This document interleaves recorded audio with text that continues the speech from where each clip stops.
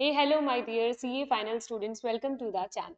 सो आज हम उसी सीरीज को कंटिन्यू करेंगे जिसके अंदर हम इंटीग्रेटेड केस सिनेरियो कर रहे हैं। इसके अलावा चैनल में वन शॉट रिवीजन की, ट्रिक्स की सभी सीरीज, सभी वीडियोस ऑलरेडी अपलोडेड है। You may go and check it out. Even हमने ऐसी वीडियोस भी बनाई है जिसके अंदर हमने टेस्ट योर अंडरस्टैंडिंग के क्वेश्चंस को डिस्कस किया है, तो आप उन्हें भी देख सकते हैं। आपको डेफिनेटली हेल्प मिलने वाली है, अप्रोच बिल्ड हो जाएगा कि किस तरीके से चीजें करनी है। ठीक है, हालांकि मैंने शुरू में कहा था कि हम केवल इंपॉर्टेंट एमसीक्यूज करेंगे, पर देखा कि 20 to 30 एमसीक्यूज ये तो हम सारे सॉल्व कर सकते हैं। ओके, आज की क्लास में आईसीएस नंबर 13 के साथ हूँ। बीच में 2 आईसीएस छुड़वाए हैं, मुझे अच्छे से याद है। बैंक ऑडिट की रिवीजन साथ के साथ चल रही है। मैंने आपको बोला है कि बैंक ऑडिट होते ही हम उन्हें वापस उठा लेंगे क्योंकि वो उससे रिलेटेड है। Okay, now let's come to your ICS number 13 के क्वेश्चन नंबर 1 पे, क्योंकि आपको भी पता है कि हम सबसे पहले देखते हैं question. So question 1 is the engagement partner has requested you to comment upon the usage of work of internal auditor by the engagement team। हाँ जी, इंटरनल ऑडिटर का वर्क यूज करना है, ऐसे 600 सीरीज का क्वेश्चन है। कहता है कि उसके बारे में लिखा है ये पॉइंट्स, इनमें से आपको बेस्ट सेलेक्ट करना होगा। पहला कहता है कि as the work done by internal auditor is marvelously designed, okay, marvelously designed and presented, the same can be considered to the extent of statutory auditor can use it, and the work is highly appreciated even by BOD। देखो, statutory auditor जब ये decide करता है ना कि internal auditor का काम use करना है नहीं करना है, उसके अंदर इससे फर्क नहीं पड़ता कि उसका डिजाइन कैसा है या उसकी तारीफ बीओडी ने कर दी। उसके अंदर ना स्टैट्यूटरी ऑडिटर को अपनी बुद्धि लगानी है कि क्या वो काम उसके लिए सफिशिएंट है या नहीं है, और उसको कई चीजें देखनी होती है। तो इसके ऑप्शन फर्स्ट तो गलत है। ठीक है, सेकंड पढ़ते हैं। The work done by internal auditor need to be assessed for the sufficiency and should be used to avoid the double work. Double work का मेन रोल नहीं है, यहाँ पे रहता है कि आपको ध्यान रखना है कि सामने वाला जो काम कर रहा है वो कॉम्पिटेंट है, वो उसने केयर रखी पूरी, मतलब पूरा ध्यान से काम किया। उसके अलावा आपको अपनी स्ट्रैटेजी को भी देखना पड़ सकता है। सेकंड नहीं, थर्ड वाला देखिए। Auditor is required to assess the competence and professional care of the work perform by internal auditor.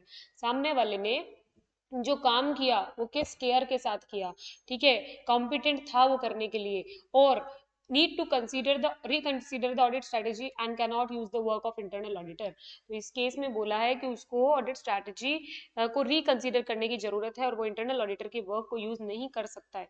एक बार थोड़ा सा देखें केस स्टडी को, थोड़े मेरे को सेकेंड और थर्ड दोनों ही लग रहे हैं, तो एक बार रीड कर लेते हैं। रीड करते हैं तो देखिए, आप आ गए इस पैराग्राफ में। The company is required to appoint internal auditor as per the provisions of the companies act. ठीक है, ये आपको इंटरनल ऑडिटर अपॉइंट करने की आवश्यकता है, कंपनीज एक्ट का सेक्शन 138 ये बात कहता है। तो कंपनी ने माना भी ये बात, delegating the duties to employ who join the company as first year architect. Audit team is planning to use the work performed by internal audit function as the reports given by him and designed in the marvelous fashion। Team ने ना सिर्फ report जितनी सुंदर दिख रही थी उसके आधार पे ये फैसला ले लिया कि हमें उसका काम लेना है। तो भाई यहाँ पे आपकी टीम ने गलती करी।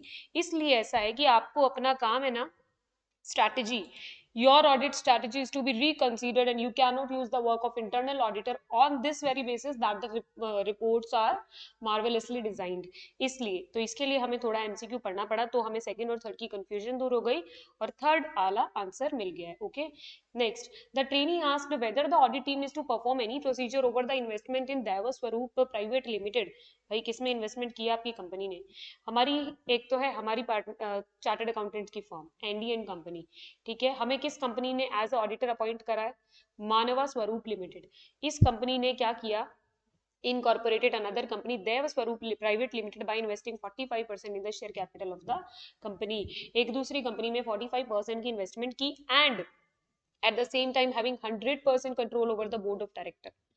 अच्छा, और as per the agreement with the majority share holder 100% control ले लिया है बोर्ड ऑफ डायरेक्टर पे, तो अपने आप ये होल्डिंग कंपनी बन चुकी है। तो होल्डिंग है मानवा स्वरूप लिमिटेड एंड आपकी सब्सिडियरी हो गई देव स्वरूप प्राइवेट लिमिटेड। ऐसा है, ठीक है। तो इस कंपनी के बारे में बात हो रही है, पूछा क्या है? The company needs to prepare the consolidated financial statement and the same need to be audited by the auditor। अब होल्डिंग सब्सिडियरी का रिलेशन बना है तो आपको consolidated financial statement तो बनाने पड़ेंगे, ऑडिटर को ऑडिट भी करनी पड़ेगी। Need to consider the financial information also assess regarding the needs to use of the work of component auditor।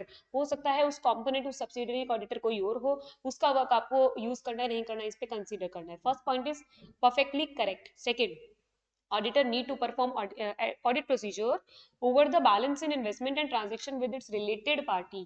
Of course इस पे भी ऑडिटर का ध्यान जाना चाहिए कि रिलेटेड पार्टी के साथ में क्या ट्रांजेक्शन हो रही है, तो इसका आंसर होगा both A and B. Okay, next, the trainee asked about the role of auditor in case of investment in Dev Swarup if is increased to 60%. अभी तक 45% का इन्वेस्टमेंट है, लेकिन वो ऑलरेडी सब्सिडियरी है क्योंकि वो मैनेजमेंट उसका कंट्रोल था ना, 100% कंट्रोल था ओवर बीओडी. ठीक है, तो जब ऑलरेडी वो सब्सिडियरी बनी चुकी है तो 45 से 60 आने पर भी क्या नया चेंज हुआ, कुछ भी नहीं हुआ ना. So auditor need not to do any additional procedure compare to this year except for audit procedure over the increase in investment value and its disclosure in the financial statement. Auditor आपके सामने कुछ नया तो प्रकट हुआ नहीं, वो पहले भी उनका रिश्ता होल्डिंग और सब्सिडियरी का था, अभी भी वही है. आप कर क्या लेना, 45 से जो 60 हुआ है उसको चेक कर लेना बस. ठीक है, next, The trainee asked you whether the Ind-AS is applicable to the group or not. तो देखिए हमने इसके अंदर क्या पढ़ा है कि एक कंपनी है आपकी मानव स्वरूप लिमिटेड, जिसका आपको दे रखा होगा नेटवर्थ वगैरह, लेकिन पहले इसके मानव स्वरूप लिमिटेड के बारे में बात कर लेते हैं. तो देखिए company is listed in the US stock exchange but in process of listing in Indian stock exchange.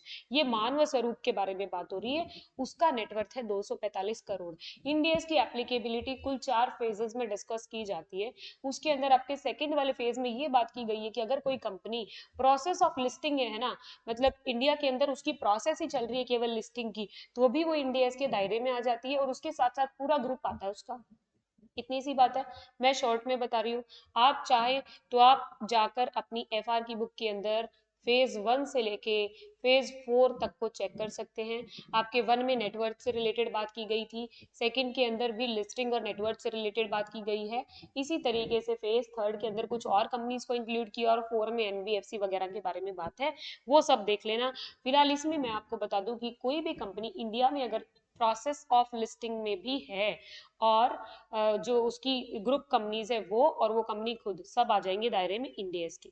तो हम लगाते हैं पहला ऑप्शन है यस बट ओनली मानव स्वरूप नीड टू प्रिपेयर. नहीं नहीं, वो देव स्वरूप भी तो उसकी सब्सिडियरी, उसको भी करना पड़ेगा. सेकंड कहता है yes the company Manav Swaroop limited and its subsidiaries need to prepare its financial statement. ठीक है, ये सही है. थर्ड कहता है नॉट रिक्वायर्ड, ये तो बिल्कुल ही गलत है. फिर कहता है यूएस गैप, नहीं नहीं, हमें इंडिया की बात करनी है. So these were the 4 questions of ICS number 13. That's it for this video. These short videos, if you are going to help you or if are helping you, then do mention in the comment. And if you want me to continue the series, then also mention that same. Okay, thank you. That's it for this video. See you in the next video.